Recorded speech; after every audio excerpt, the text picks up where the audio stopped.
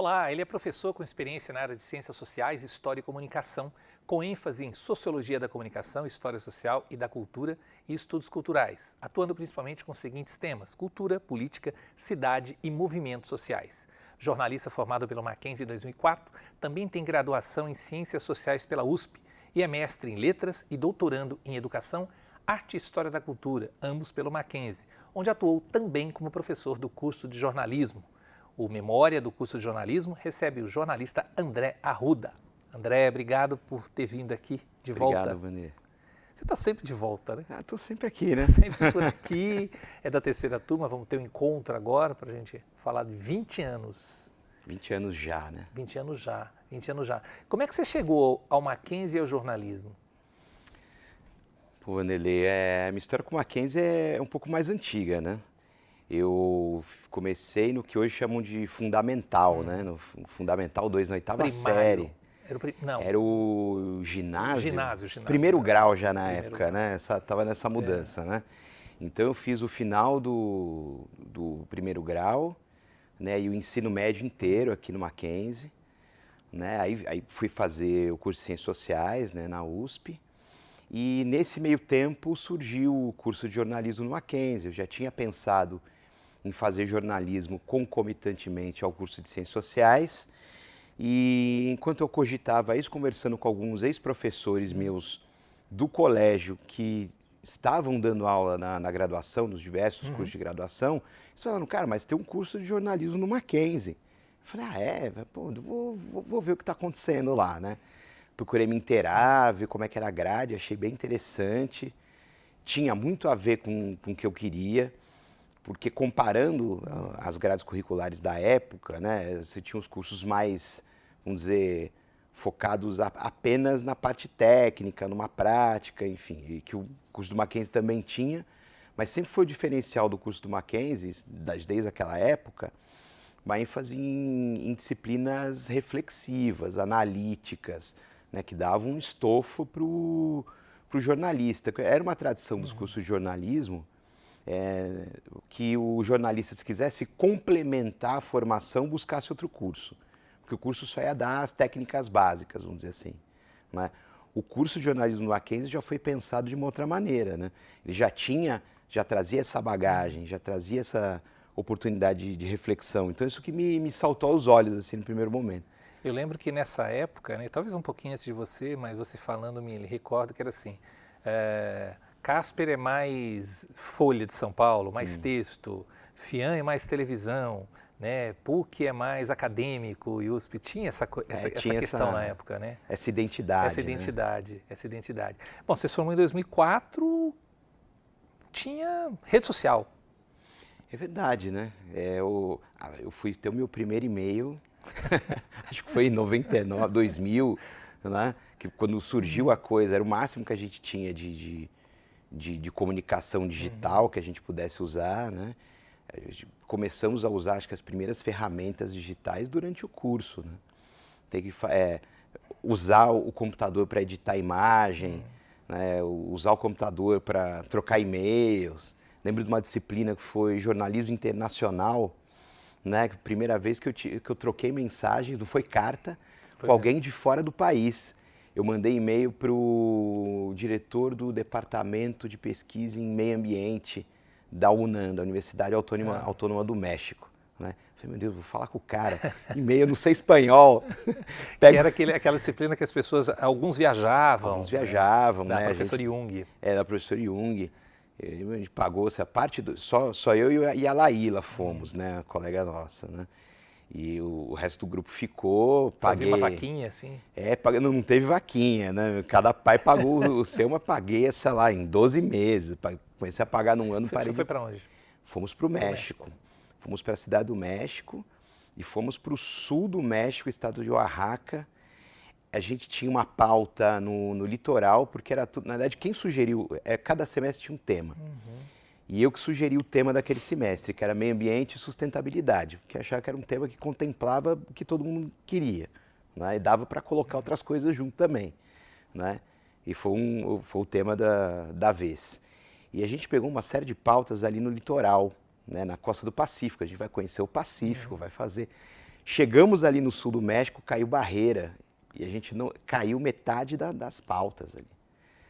E só que na cidade de Oaxaca, quando a gente ficou preso esperando ver se desobstruía a barreira ou não, estava tendo uma greve geral, que é uma greve de grupos indígenas Era a época locais. do subcomandante Marcos. Era a época do subcomandante Marcos. Esse grupo não estava ligado a Chiapas, né, que é um estado vizinho, inclusive, mas era mais ou menos o mesmo clima.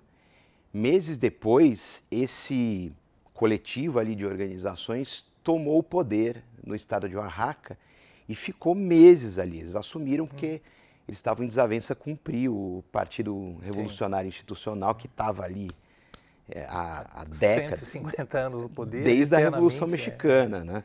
E era ali uma corrupção danada, tal, e enfim, eles acabaram substituindo. Teve uma crise institucional e eu entrevistei essas lideranças, os caras falavam uma mistura de espanhol com dialeto, né? A Laíla filmando aqui, mas você entendeu o que os caras falaram? Como é que a gente vai fazer depois para legendar? Eu falei, não, estou entendendo tudo. Eu aprendi espanhol, assim, para entrevistar os caras em 2 meses. Assim, então, assim, essa experiência foi muito bacana. Tergiversamos a beça, né? Porque as memórias do curso começam a vir, né? Não, porque da tua turma, teve gente que foi para Londres também, teve gente que foi para outros países ali, para América do Argentina, Sul, Paraguai. sim, Paraguai. Tivemos vários grupos viajando. Tem o pessoal, bastante gente viajou. É um projeto que as pessoas sempre lembram com bastante carinho. André, como é que foi conciliar, né? Eu me lembro de você como aluno chegando, correndo da USP para fazer prova aqui. Como é que foi conciliar esses dois cursos? Até hoje, eu estava esses dias, era uma loucura. Como é que jovem tem essa energia, né? Porque o nosso curso era à tarde, né? Sim. Eu tinha o curso aqui de jornalismo à tarde, corria para pegar o ônibus aqui na Consolação, que era um trânsito desgramado, não tinha corredor de ônibus, ainda não tinha metrô. Metrô da USP estava sendo prometido desde que eu estava para entrar no curso da USP. Desde a década de 90 estavam prometendo esse metrô que não vinha. Então pegava esse ônibus, pegava um trânsito desgramado, chegava em cima da hora ali, chegava, sei lá, 15, 20 minutos antes da aula sempre. A aula ia até umas 10h30, 11 horas da noite. Eu voltava para casa, chegava em casa meia-noite, mais ou menos, meia-noite e pouco, ainda ia fazer alguma coisa dos cursos para o dia seguinte. A época que eu estagiava, o estágio era de manhã, né, no Mackenzie. Então era estágio de manhã, Mackenzie à tarde, USP à noite. E eu ainda tocava em barzinho à noite. Uma época eu tocava... Jovem? Jovem. 2 a 3 vezes por semana para levantar um dinheiro, né? Porque era o que dava para fazer, né? Porque não dava para... o estágio que dava era de manhã, era, né, pouco dinheiro e tal. Então era essa coisa de quase 24 horas no ar, né, ligado. Foi uma época que eu estudava, a época que eu estava fazendo, eu estudava alemão de manhã na USP. Nossa. Fazia o curso de inglês à noite, nos dias que em um outro dia que eu não tinha aula na USP. Era uma loucura, eu falei, não sei como é que eu dei conta. Você dá conta do jeito que dá, né? Você, diferentemente, né, de muitos dos seus colegas que estavam fazendo apenas o jornalismo, já talvez com uma intenção de trabalhar com jornalismo de revista, os tradicionais da época, televisão, rádio, ou um jornalismo específico, né, esportivo, cultural. Você já tinha alguma coisa? Porque depois você foi para a área acadêmica. Você tinha alguma intenção já quando você começou a fazer o curso? Eu tinha, acho que algumas intenções, né? Porque o foco... Eu tinha algumas intenções. O meu planejamento ali, o que eu buscava no curso de jornalismo? Eu tinha interesse em seminário de antropologia, sociologia urbana, né? Entender a cidade, né? Entender os diferentes grupos sociais na cidade, essas movimentações. A cidade sempre me fascinou, até porque eu fui nascido e criado no centro da cidade de São Paulo. Próximo né? daqui. Próximo daqui. Eu tive uma infância urbana do cimento. Não é apartamentizada dos jardins, era do cimento, ali com todos os problemas que o centro da cidade já tinha nos anos 80, né, nos anos 90. E eu achava interessante as ferramentas e a reflexão que a comunicação tem sobre a cidade. Então, associar tudo aquilo que a comunicação trazia, da prática, das práticas jornalísticas, da teoria da comunicação, que faz a gente refletir sobre essas ferramentas e processos comunicativos associados à parte reflexiva e analítica, né, o pensamento crítico das ciências sociais. A ideia era juntar essas coisas para refletir sobre a cidade, sobre a sociedade. O que eu ia fazer com isso? Como é que eu ia ganhar dinheiro com isso? Eu não sabia. E eu sempre quis ser professor. Eu comecei a dar aula em cursinho comunitário, no cursinho do Cafro, no ano que eu entrei, no ano que eu entrei no jornalismo, não, foi em 2000, um ano antes, né? Eu entrei em 2001, 2001. 2001, isso. E em 2020 eu comecei a dar aula no cursinho num sindicato ali, lá na Moca, e numa outra unidade de uma igreja, um salão paroquial de uma igreja na Liberdade, aquela igreja dos enforcados ali, lá. Então tinha essa coisa da docência, eu dava aula para, esse cursinho Educafro era para pessoas pretas, afrodescendentes e pessoal de baixa renda. Eu comecei a ter contato com isso, dei aulas em movimentos sociais, né, e tudo isso me interessou bastante. Então a docência, que eu tive esse gostinho já no início da faculdade, eu não queria largar. Eu falei, não, eu quero dar aula e eu quero refletir sobre a cidade, sobre a sociedade. E ao longo do curso que eu fui descobrindo, né, fazendo as disciplinas, né, a sua, que era de política, até virou anedótico, né, porque eu saía da sua aula aqui, que era de política, ia para a aula de política de lá, o dia inteiro discutindo e pensando isso, né, e mais ou menos por meio do curso é que eu pensei, eu falei, bom, definitivamente, eu acho que a redação não é o meu lugar, né, num primeiro momento. Eu não vou ter condição de chegar um editor para mim e falar, não, eu quero essa linha editorial aqui, cara, você não está entendendo. Não, eu não consegui isso. Eu não consegui, eu queria autonomia, né, eu queria autonomia. Né? Então eu pensei, tem a comunicação alternativa, tem a comunicação comunitária. Eu comecei a buscar outros campos de atuação do jornalista, né, e do comunicador social que não fossem a redação tradicional, né, das grandes mídias e tal. Eu tinha interesse por jornalismo internacional, que foi super bacana, né? Jornalismo de guerra, né? Cheguei a fazer umas matérias assim durante manifestações, eram coisas que me interessavam, né? Mas a coisa de pensar, refletir e trazer isso para a sala de aula, esse movimento já estava acontecendo, né? Quando eu terminei a faculdade, eu já dava aula 4, 5 anos quando me formei em jornalismo. Então, meio que foi um processo natural. Foi um processo natural, orgânico, né? E aí cheguei no meio do curso para frente, eu falei, e aí, mas você não vai para a redação? Eu falei, cara, o meu estágio foi em pesquisa, né? A minha atuação já estava no final da faculdade, já estava estagiando no terceiro setor, em organizações não governamentais, né?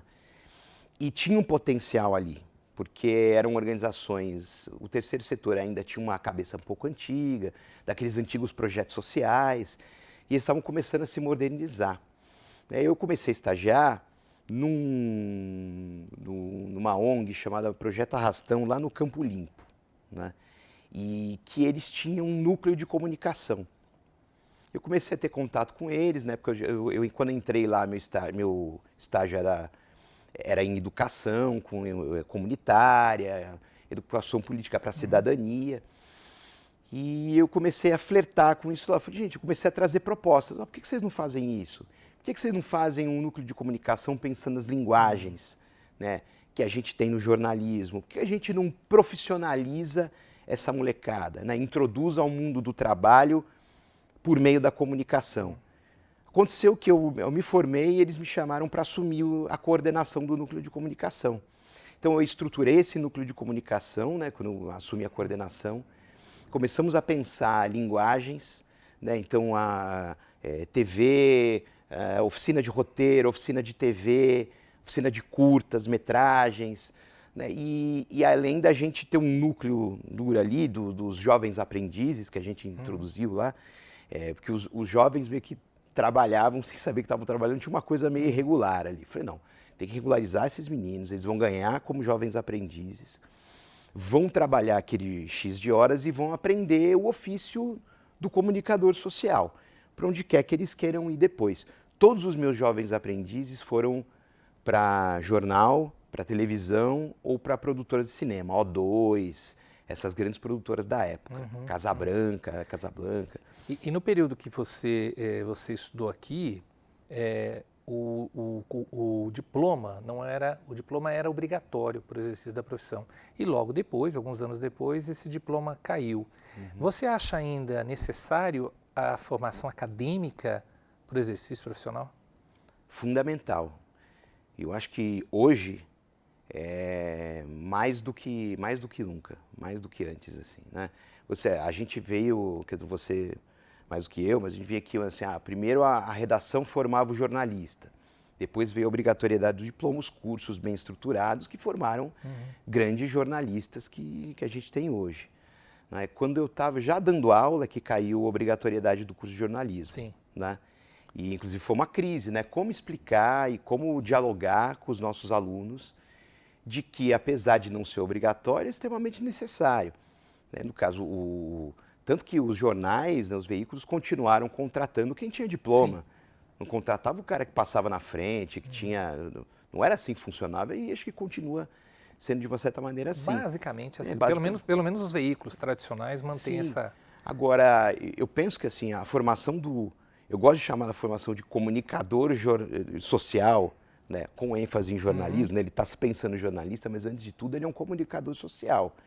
Ele vai pensar a comunicação para a sociedade, num contexto social, para diferentes públicos e com papel social, político, cidadão da comunicação, né? Não basta ali fazer um curso online, pegar algumas ferramentas de comunicação, pronto, já sabe filmar, já sabe editar um vídeo, já pode ser jornalista. E o que Tem você... uma reflexão. E o que você colocaria assim, claro, são 20 anos, né? Tua turma está fazendo 20 anos esse Nossa, ano. 20 anos. 20 anos. O que você colocaria de diferencial na tua formação com você vê hoje no jornalismo? Ou como você pensava o jornalismo naquele período para agora? Acho que a diferença fundamental foi o crescimento, né, e a dominação das redes sociais, né, das mídias sociais, que mudou a dinâmica da gente lidar com informação e até mesmo de fazer o jornalismo. Acho que sem dúvida, assim, com relação a formatos, abrangência de público e a maneira como a gente consome a educação, a informação hoje em dia, né, como não só as novas gerações, até mesmo os mais velhos, como a gente consome informação hoje em dia, né? Eu fui resistente no jornal impresso, assinar o jornal impresso eu durante também, até o tempo demorou para eu sair. muito tempo, né, para fazer essa transição para ler no digital, como acessar, como me habituar a isso. Hoje em dia tudo bem, né? A gente se adaptou, né? Mas eu acho que essa característica, o que concorre com a gente é a falsa notícia, são as informações falsas, essa concorrência com um conjunto de interesses políticos e sociais, né, com interesses de poder ali, né, de diferentes grupos que concorrem nessas redes sociais, né? Um dos trabalhões aí que o jornalista tem hoje em dia é desmentir fake news, né? É ser didático em dizer, olha, a gente solta uma fake news que bomba e aí chega o jornalista e tem que dizer didaticamente, gente, isso não aconteceu por isso, isso, nós checamos, né, nós apuramos e não é isso, e a verdade é essa, até ali o estrago já foi feito. A gente está aprendendo a lidar e a contra-atacar essas contra-informações. Não é? Você sempre, eu sei disso, teus colegas também, você sempre teve uma ligação muito forte com o social, essa discussão social, dentro do jornalismo, essa discussão política. Que análise você faz do jornalismo brasileiro? Acho que do jornalismo brasileiro hoje, eu penso que assim, os grandes veículos continuam sendo os grandes veículos com as suas características, seus interesses, suas linhas editoriais, né? Eles representam parcelas da população, com interesses que sempre foram muito claros, né? Determinadas tendências políticas dentro da sociedade. A gente já sabe que os veículos tradicionais têm essa característica. Eu acho que eu tenho uma visão positiva do jornalismo hoje, né? As mídias sociais, né, essas redes, a internet, elas possibilitaram que outros veículos independentes pudessem não só surgir, se estabelecer, mas também se sustentarem, né? É difícil, né? Economicamente é difícil para os grandes, imagina para os pequenos. Mas você tem diferentes veículos, como eu citando, sei lá, o Nexus, outras palavras, assim, revistas, jornais online, né? Que eu não chamaria nem de revista nem de jornais, são veículos, né?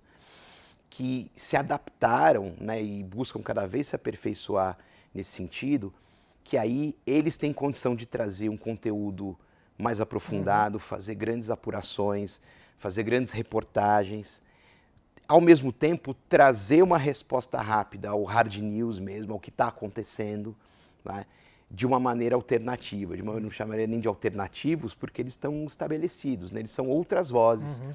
É uma voz diferente, né? É uma voz diferente e isso acho que só teve a contribuir para o jornalismo.